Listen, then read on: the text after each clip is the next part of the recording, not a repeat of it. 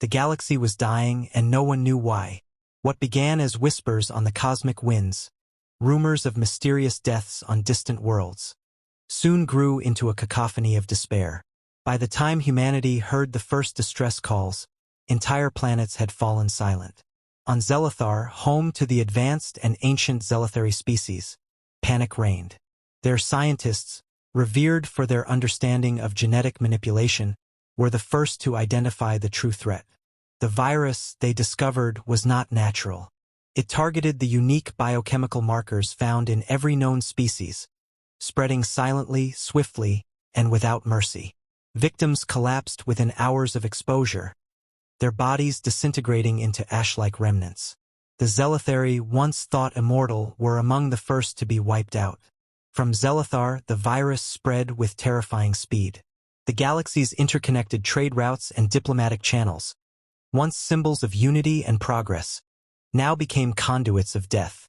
Fleets of refugees carried the virus to new systems, unaware they were spreading their doom. One by one, the great empires of the galaxy fell, their once brilliant cities reduced to ghostly ruins. On Earth, the news arrived too late to prevent fear from taking root. Humanity had always viewed itself as the underdog in a galaxy teeming with older, more advanced civilizations. Now, as humanity watched the mighty fall, a chilling realization set in. The virus was coming for them next. Dr. Elena Morales, a virologist at the United Nations Institute for Galactic Research, stared at the holographic data before her.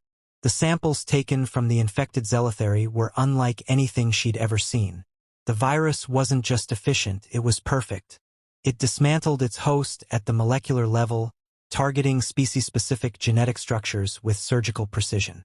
"It doesn't make sense," she muttered, scrolling through the data. The virus should have affected humans, too.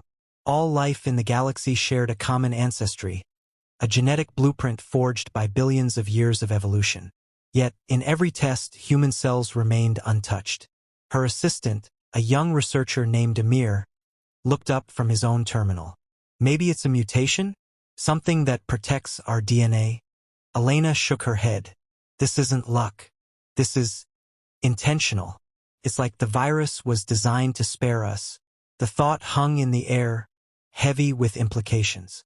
If the virus was engineered, who had created it? And why? As the days turned to weeks, the virus continued its relentless march across the galaxy.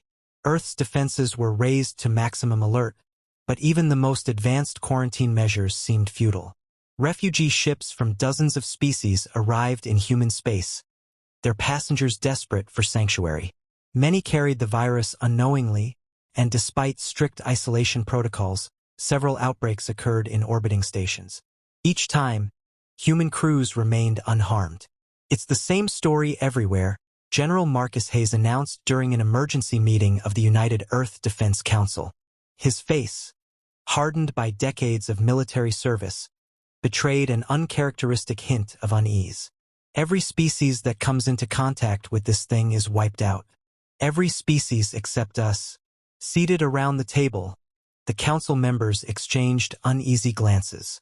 Humanity's immunity was a blessing, but it also made them a target. Already, there were whispers among the survivors of other species, accusations that humanity had unleashed the virus as a weapon. "We need answers," President Lila Ashford said, her voice calm but firm. "Dr. Morales, your team has made progress, correct?" Elena nodded, though the weight of her findings felt like a boulder on her shoulders. "Yes, Madam President. We've identified the virus's structure and confirmed it's artificial. It specifically targets sequences in non-human DNA. Humans lack the markers it's designed to attack." "Why?" Ashford pressed. "Why are we immune?" Elena hesitated. The answer she was about to give would change everything. "Our best hypothesis is that the virus was created by an ancient civilization. Genetic anomalies in human DNA suggest a unique mutation, one that occurred thousands, possibly millions of years ago. It's as if our evolution diverged from the rest of the galaxy in some fundamental way." "Are you saying this virus was engineered to spare us?" the president asked. "Yes," Elena replied. And we have reason to believe it's not random. Humanity was either excluded by design or chosen. The weight of her words settled over the room like a shroud. Humanity was no longer just a player in the galactic drama. They were its centerpiece. As the virus claimed more lives, humanity stood alone, immune yet powerless to stop the carnage around them. In the silence, Elena's mind raced. If the virus was designed to spare humans, it meant someone had anticipated this moment. Someone or something had orchestrated the galaxy's extinction and left humanity to inherit the ruins. She couldn't shake the feeling that this was only the beginning. "Madam President," she said finally, her voice steady despite the storm inside her. "We need to find out who created this virus and why they spared us." The room nodded in grim agreement. The galaxy's greatest civilizations had fallen. Humanity was the last species standing. For now, the research vessel Perseverance drifted silently in the void. Its crew of scientists and explorers focused on unraveling the enigma of humanity's immunity. Deep in uncharted space, they had located an Arcanan ruin, a relic of a civilization so ancient its very name had become legend. It was here, in the desolate silence of a forgotten world, that they hoped to uncover the origins of the galaxy's greatest plague. Dr. Elena Morales stood on the observation deck, staring at the desolate planet below. The surface was a graveyard of towering spires, their alien architecture eerily pristine despite millennia of decay. The Arcanans had vanished long before humanity had learned to harness fire, yet their fingerprints remained scattered across the galaxy. "Elena," a voice crackled through her comms. It was Captain Anders, the expedition leader. "We've breached the outer chamber. You're going to want to see this." She descended quickly, her pulse racing. The chamber they had entered was vast, its walls covered in intricate glyphs that pulsed faintly with an otherworldly light. At its center stood a monolithic console, surrounded by what appeared to be ancient databanks. The air itself seemed heavy, as if the room remembered the weight of its creator's purpose. "This is it," Anders said, his voice low with awe. "This is where the virus was made." Elena approached the console, her hands trembling slightly. The holographic interface flared to life as she touched it, the glyphs rearranging themselves into a coherent sequence. A flood of information poured into her neural interface, translated by her implants into a chilling narrative. The Arcanans had been masters of genetic engineering, their reach spanning countless systems. They had viewed themselves as the stewards of life, shaping species to fit their vision of perfection. But their ambition had been their undoing. Faced with growing resistance from the species they had manipulated, the Arcanans had turned to a final solution. A bioweapon that would cleanse the galaxy of all life they deemed imperfect. The virus was their magnum opus, designed to seek out and destroy every species but one. Humanity, an insignificant and isolated species at the time, had been deemed irrelevant to their plans. But the virus had a fatal flaw. Unbeknownst to the Arcanans, a cosmic event, an asteroid collision with Earth millennia earlier, had altered human DNA in ways that rendered the virus ineffective. Humanity had survived not through strength or ingenuity, but by sheer accident. Elena's heart sank as she pieced the story together. The Arcanans had unleashed the virus to secure their dominance, but they had failed to account for their own hubris. The weapon had turned on them, annihilating its creators along with their intended targets. The virus wasn't just a weapon, Elena said aloud, her voice echoing in the chamber. It was a test. They wanted to see if their chosen species could rise from the ashes, and humanity had passed. A bitter, hollow victory. As the truth settled over her, Elena felt a creeping dread. The Arcanans had left more than ruins. They had left a legacy, one that painted humanity not as saviors, but as accidental inheritors of a galaxy drenched in death. And somewhere, deep in the ruins, a warning began to pulse. The survivors began to arrive in greater numbers, their ships battered and their faces etched with despair. Earth, humanity's home, had become the galaxy's last sanctuary. The irony was not lost on anyone. The species once considered insignificant was now the sole bastion of life in a galaxy ravaged by the virus. Dr. Elena Morales stood in the crowded quarantine bay of Orbital Station Zenith, watching as yet another group of alien refugees was escorted through decontamination protocols. Despite their precautions, some carried the virus, their bodies weakening as the infection took hold. The human medical staff worked tirelessly, but their efforts were futile. Non-humans couldn't survive exposure. "Another ship arrived this morning," said Captain Anders, his voice grim. "Half the passengers didn't make it. The rest won't last more than a day or two." Elena shook her head, exhaustion weighing her down. "We can't keep doing this. We're providing refuge, but we can't save them. We need to focus on a solution." Anders's expression hardened. "We don't have time for solutions, Doctor. The refugees are overwhelming our resources. There's already talk of closing Earth's borders. The idea of abandoning the survivors, of shutting humanity behind an impenetrable wall, made Elena's stomach turn. Yet she understood the logic. Humanity might be immune, but every new arrival brought the virus closer to Earth. A single misstep could doom the species that had so far escaped annihilation. Back on Earth, debates raged.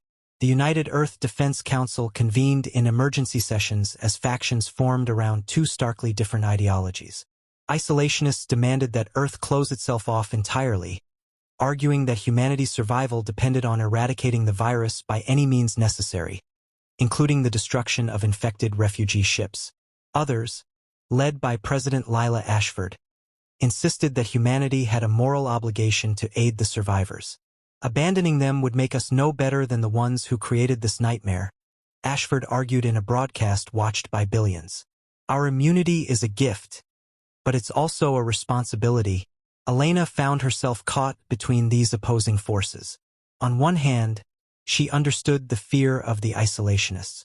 The virus was relentless, and humanity's immunity might not protect them forever. But she also knew that humanity's strength had always come from its ability to adapt, to collaborate, to survive through unity. Meanwhile, in the Arcanan ruins, a new discovery shifted the balance. Elena's research team had uncovered fragments of an ancient Arcanan device. Preliminary analysis suggested it was designed to manipulate genetic structures on a galactic scale. "This could be the key to stopping the virus," Elena explained during a council briefing.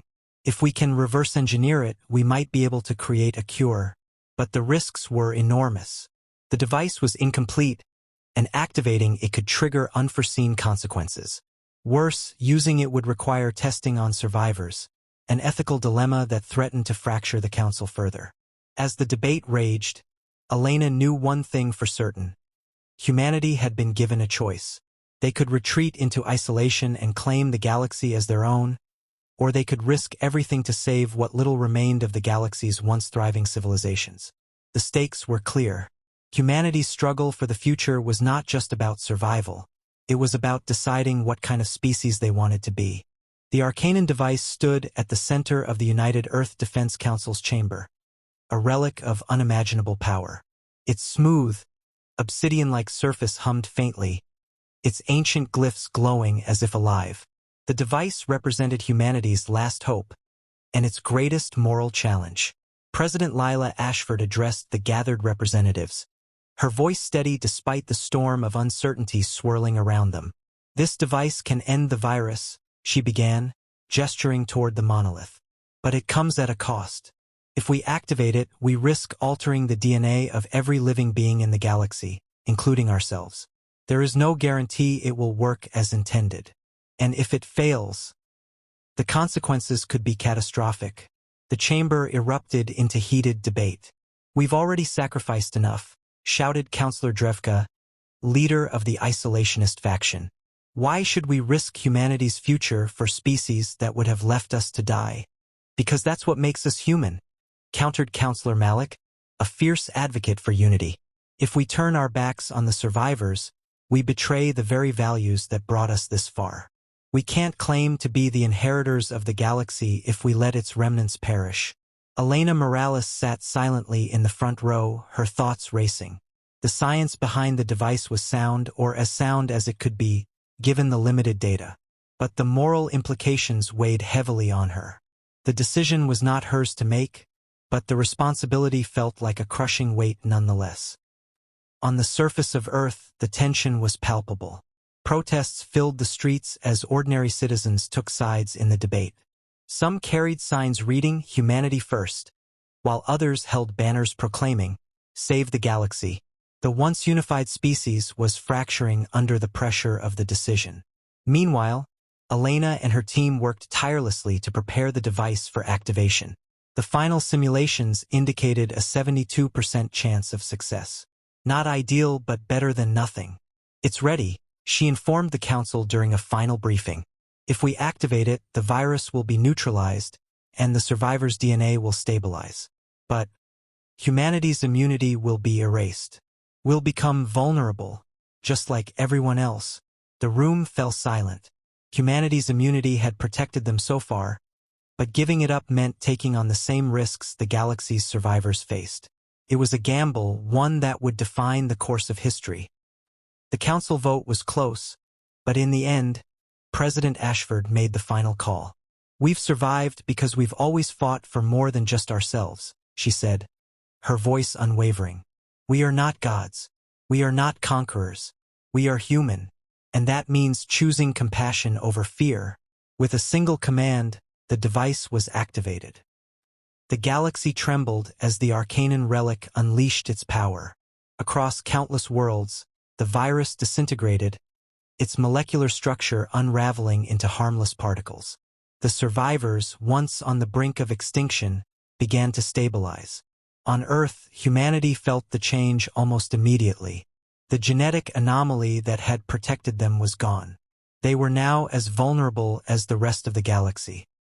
Months later, Elena stood on the steps of the Galactic Reclamation Center, watching as the survivors, alien and human alike, worked together to rebuild. The galaxy was still scarred, but life was returning. Humanity had made its choice. They had chosen to save not just themselves, but the very idea of coexistence. In the end, the Arcanan's test had failed. It was not strength or superiority that ensured survival. It was compassion, sacrifice, and the willingness to fight for something greater than oneself. Humanity had passed a far greater test, the test of what it meant to truly live.